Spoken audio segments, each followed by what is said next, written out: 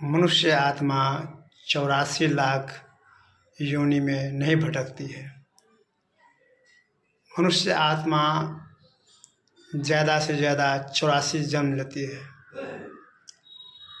हर जीव का अलग अलग बीज है, अलग अलग आत्मा है। जैसे गेहूं का बीज अलग, पपीता का बीज अलग, सेब का बीज अलग। यदि हम पपीता का पेड़ लगाते हैं, पपीता का बीज डालते हैं तो पपीता ही होता है, सेब नहीं फलता है।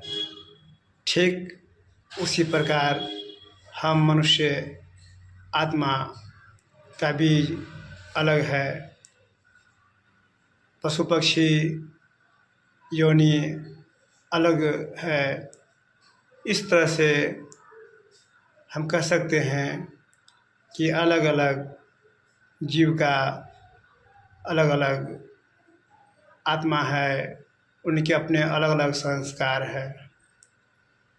तो हम सब आज जानेंगे कि वास्तव में हम मनुष्य इस शरीर को त्यागने के बाद, छोड़ने के बाद पुनः से मनुष्य योनि में ही आएंगे और मनुष्य शरीर लेकर ही अपने कर्म का हिसाब किताब चुकता करेंगे।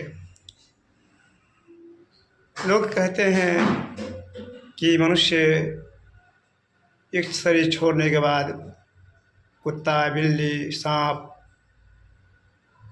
इत्यादि पशु पक्षी में जन्म लेते हैं, लेकिन वास्तव में ऐसा नहीं है। जो जीव जंतु जिस योनि में जैसा कर्म करते हैं, ठीक उसी योनि में दोबारा से आकर अपने हिसाब किताब, कर्मों का हिसाब किताब चुकता करते हैं।